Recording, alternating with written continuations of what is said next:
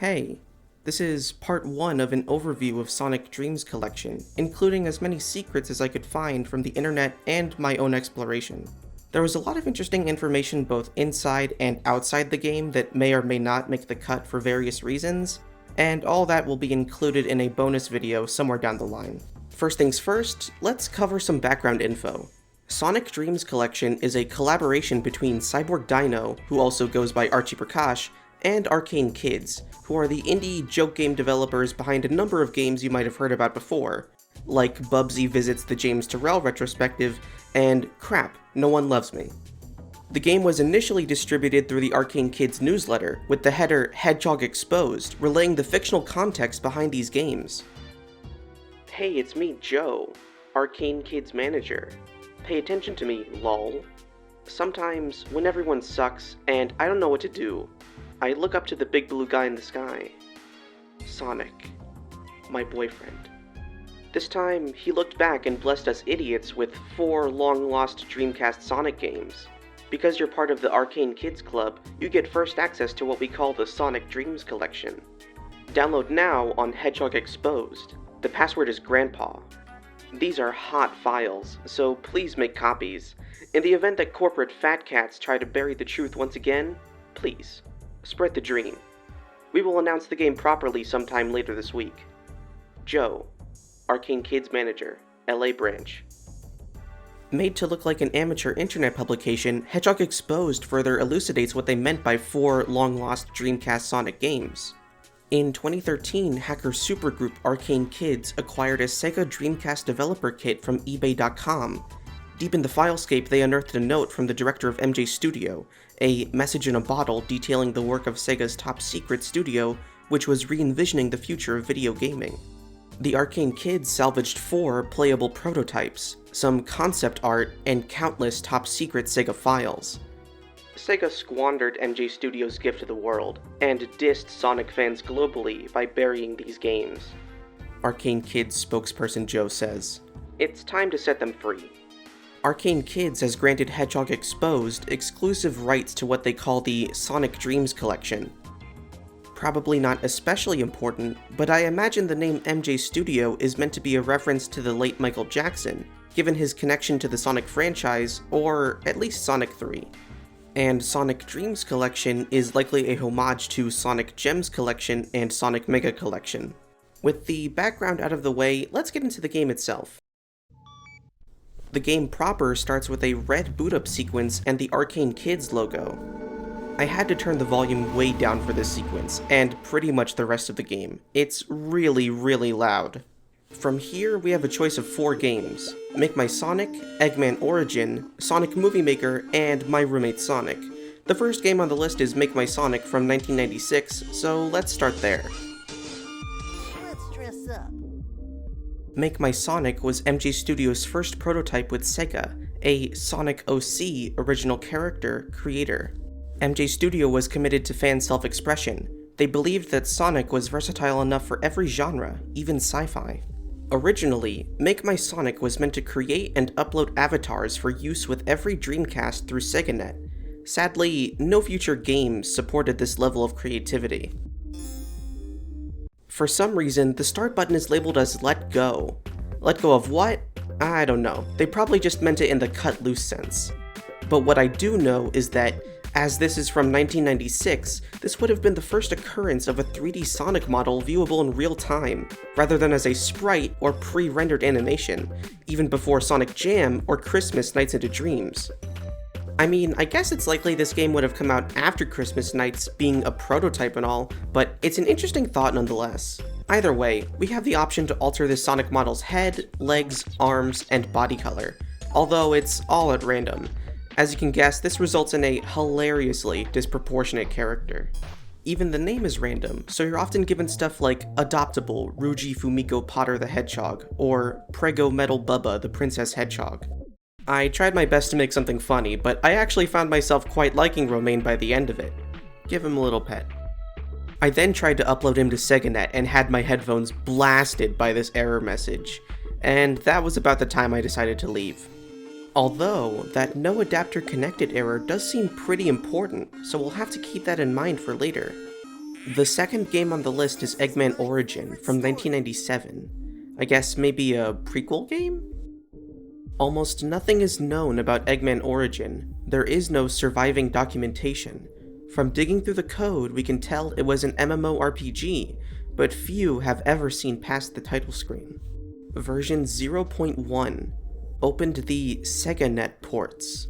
Looks like we've got another game with network compatibility. Predictably, the game is inaccessible without SegaNet, with the same error as in Make My Sonic. You can click on the little egg creature and palm trees if you wish, which makes this odd sound, but there's no more interaction to be had here.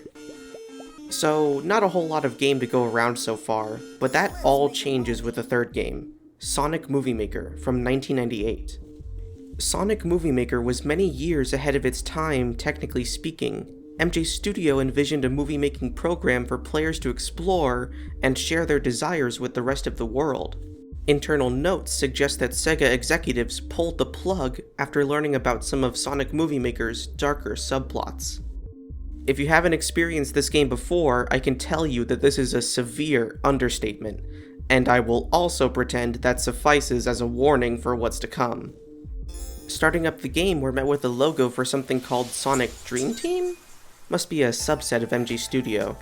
From here, we can begin the movie-making portion immediately, but we should probably look at the tutorial first.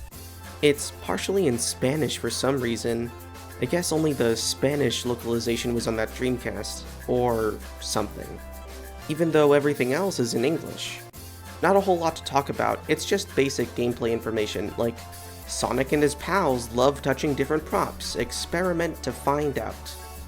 I'd say we're just about ready to make a movie, so let's see what MJ Studio thought would be great to share with the world. The first level is a backyard, or I guess a set of a backyard. Here we can see Romain in a diaper, and the text boxes imply I'm his father. The whole scene is pretty idyllic, with footballs, a garage, a doghouse, and even a car. I guess I'm supposed to play the role of a parent recording a home movie of their child. A little odd, considering Romain is immortal, and probably super ancient. But I guess I can't argue too much. He seems to share my love of Chow at least. There's hearts coming off him and everything.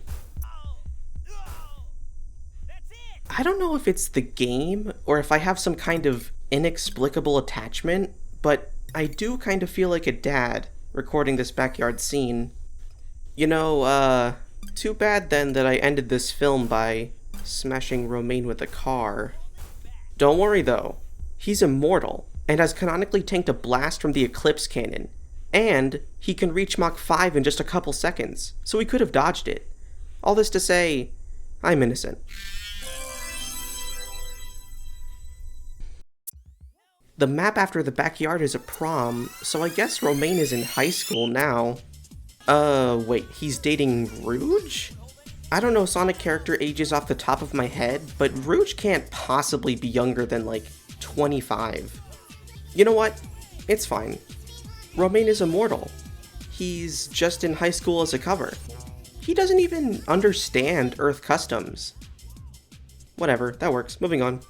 If you look backstage, you can see a bunch of pineapples, for some reason. And there's also some text boxes that, well, you can read. I didn't get any footage of it, but there's also I don't know what to call this, green screen with a couple funny scenes like Green Hill, a classic stand-up comedy brick wall, this nice cabin in the woods, kind of foreboding painting, and a SWAT raid? Bill Clinton? The Nuremberg trials? I gave Romain a text box that befits what he would say in this situation, and then I gave him some ice cream. And just like that, another one of my masterpieces was completed. The next map is a hotel. There's some weird sounds coming from the main building, but I went to check out the alley first. There's an egg person back here who says, "I love Tails, but I'm so shy." Poor thing. Maybe we can help them. Coming back to the hotel, there's a van with a Shenmue 3 logo on it. But Shenmue 3 came out in 2019. And Shenmue 2 wasn't even out at this point, considering this is from 1998. Just what is going on here? One of the hotel doors is open, and we can see Tails passed out drunk next to this beer pong table. And then... oh my god, okay! Well, now we know what they meant by darker subplots. And just for the record, this isn't even accurate to Romaine's character. In his society, it's customary for coital acts of any kind to be performed within view of at least 3 or more trusted peers. The others seem more or less preoccupied, and Tails doesn't appear very resistant to being carried around, so now would be our chance to take him back to the egg in the alley. By the way, they're called Eggies. I couldn't think of anywhere else to put this information, so I'm putting it here. You know, kinda weird that they were making pain noises and had hearts flying off of them, cause that's exactly what happened when I gave Romaine that chow. Wait, does that mean he was— when you give Tails to the Eggie in the alley, you'll get a text box that says, "My dream came true," and a flaming heart. With a newly found spark of inspiration, I did what I could to make this film a little more watchable, but it was limited. Not my best work. But in the biz, sometimes it's more important to just make something that doesn't piss off the suits. If you look out at the moon, you can grab it and pull it towards you. It takes a while, but you'll find an Eggie that says, "Try debunking this, Egghead." And if you look inside the moon, well...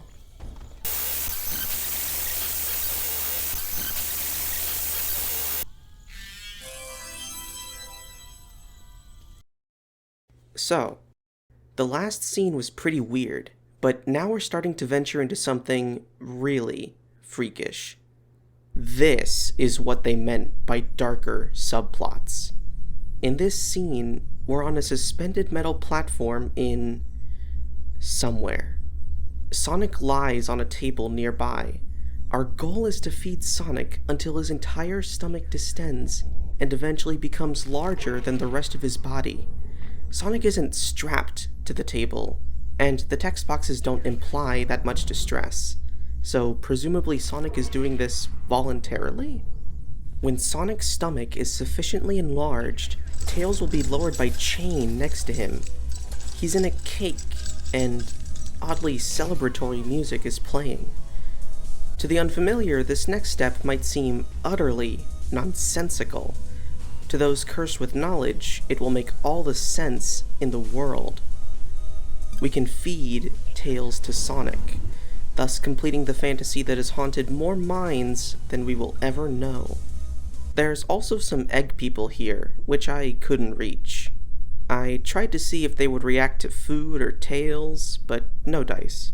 And that's the bulk of everything in this scene, aside from this text box that...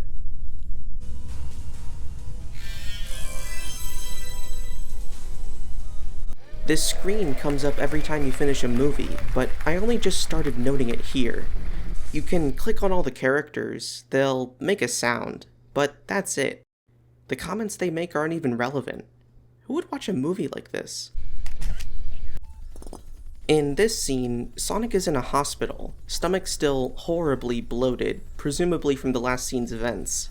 Except the text boxes imply he's pregnant. The wiki claims that this is the original character who is pregnant, but that's clearly incorrect, since they're blue and clutching a chili dog. Romaine sticks to a strict diet of lasagna and raw spinach and carrots. It can't be him. In a nearby window, Amy and Shadow watch on with, I assume, shock and disappointment respectively. And Eggman is smoking... something. Presumably enjoying this. This scene is unique in that we need to solve a light puzzle before we can gain access to the camera. A nearby post-it note tells us to please stop smashing the glass, which I ignore, in the name of creating my magnum opus. The window opens into this unfinished-looking cityscape.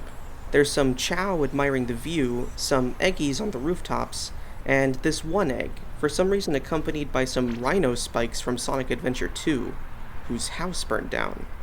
It asks for a ring, and will produce the text box pro-life if we give it one. With camera in hand, the only thing left to do is pull the rope and drop a big metal ball on Sonic's stomach.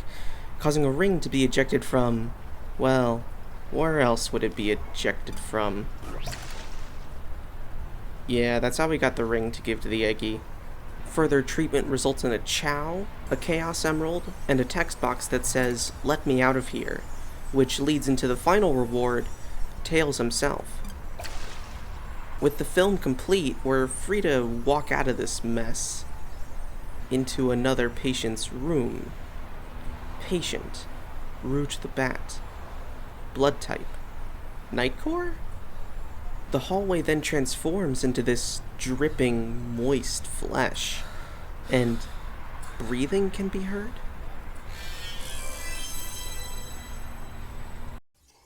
We begin in this weird flesh room with greenish liquid. It's dark, so we need to hold this Chaos Emerald to see. There's a pizza and a bunch of egg-like objects here.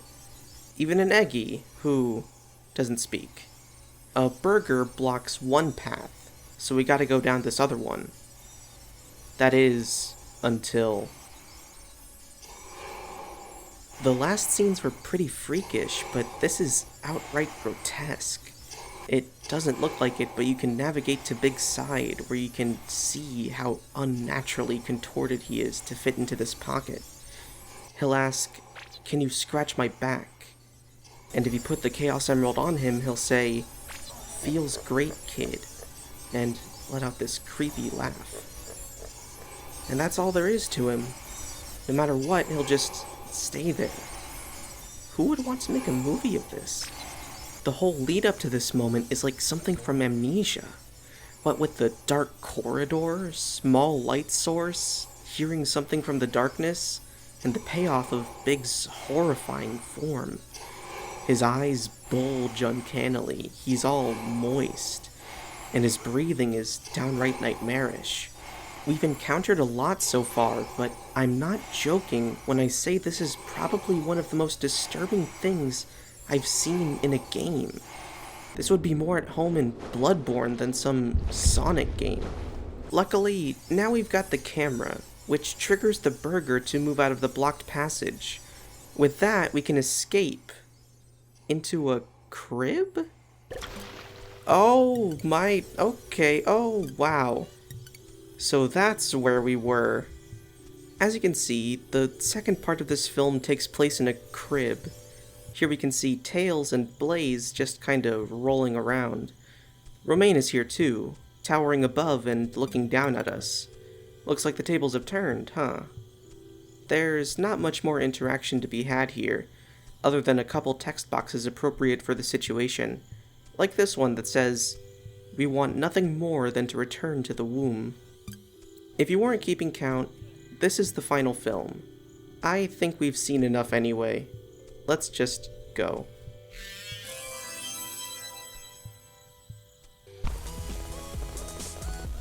And here's the ending.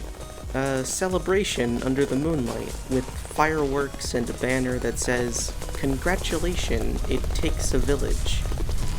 And everyone is burning. Except Romaine. You know, immortality and all.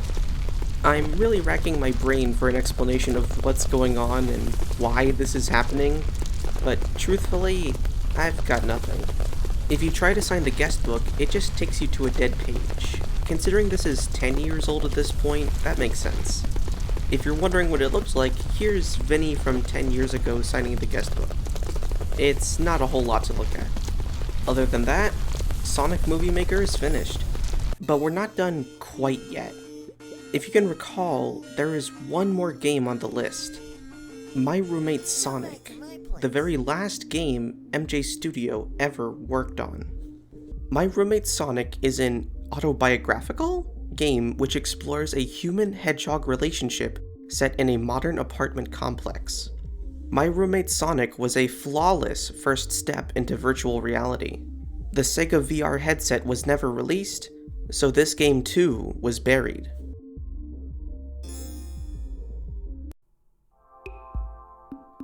I looked around the title screen for secrets, but it really does seem to be just a blank 3D room.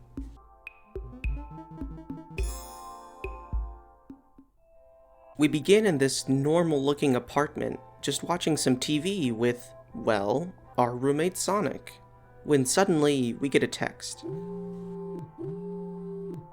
Have you told your roommate how you feel about them? No, I don't think so. Sees life. Hold up one sec. Haha, look out your window. It's Eggman? Why is he so invested in me getting with Sonic? Just follow my lead. Give him the tickles. It's now our job to tickle Sonic as best as we can. One thing that actually caught me off guard and made me laugh is that Sonic can slap your hand away if he isn't distracted. It stretches way out as it ragdolls and then slinks back into the hole of your shirt like some kind of eel. Honestly, I needed that after the events of the last game. Oops, looks like I hit the remote control. Password. White glove? What? Well, at least Sonic is excited about it. Just tickle him when he's clapping and he'll do a spin dash. I guess that's his stress response, I don't know. Go for the kill. What that means is that now we need to slip off Sonic's shoes, revealing his realistic human feet. If you tickle those, and no, you did not mishear me, the final segment of the game begins, which I'm going to let play out in its entirety.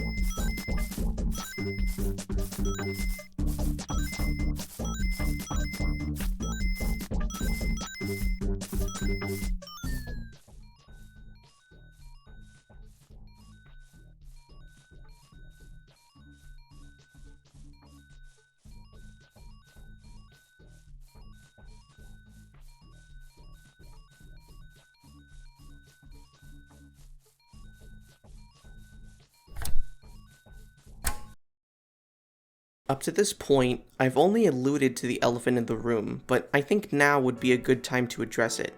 Sonic Dreams Collection is a parody, or as Ben Esposito of the Arcane Kids, the real one, would put it, a celebration of the weirdness of the Sonic fandom. Oh, is that what we were doing? Joking aside, the references are pretty overt if you happen to have the knowledge. In Make My Sonic, the creation of Sonic OCs, their predisposition to odd biology and recolors, and their often strange names. Though perhaps that isn't especially specific to Sonic, I think he's more known for the Your Name the Hedgehog meme. You might have guessed, but I actually played into the Sonic OC stereotype throughout the video, giving Romain as many cliché and bizarre traits as I could. In Sonic Movie Maker, the prom plotline, Sonic being fed food until his stomach fills up, Sonic being pregnant, and the whole cast giving birth or being birthed. All of these are scenarios you've probably seen before, if you were unlucky enough. And finally, in My Roommate Sonic, the nonsensical self-insert romance plotline and the weird inclusion of Sonic's realistic human feet. The only thing that doesn't track is the ending, which, well, we'll get to that. But the theme is clear. The Sonic community is weird, let's hold up a mirror. And not in a derisive way. Ben Esposito has made it very clear on that front. Sonic Dreams Collection is a fan's game. We're not making fun of the fans necessarily, just celebrating the weirdness of it. Sonic fans kind of hated it for that. And he makes it clear in another excerpt that he's not a fan of hard messages. So there you have it. everything we've experienced so far was just a lighthearted play on the Sonic fandom's peculiarities, a spectacle for experienced observers and perhaps even participants to laugh at and laugh with. But then, what about the ending in My Roommate Sonic? What was that password even for? And why were there eggs inside Rouge? Does it have something to do with the Eggy? Is there even a way to access Eggman Origin? Believe it or not, there is an answer for all of these, but this is as far as we'll go for Part 1. In Part 2, we will be covering the rest of the game, including Sonic Movie Maker's DLC level, Eggman Origin, and all their associated secrets, and any secrets we may have missed in the previous levels. In addition, we'll also do some minor analysis of the craft behind Sonic Dreams Collection and its potential meanings. I would like to thank everyone who has made it to the end of this video. Leave a comment if you have something to say. I always enjoy reading them. I'm hoping to release a lot of smaller videos between this one and Part 2, and I'm also hoping they don't balloon in size like how this one did. Another Deltarune Theory talk is underway, but my watch later has turned from a molehill to a mountain, and new theories come out every day, so that will probably become a series. Other than that, I don't have a whole lot else to say. Thank you. Have a good one.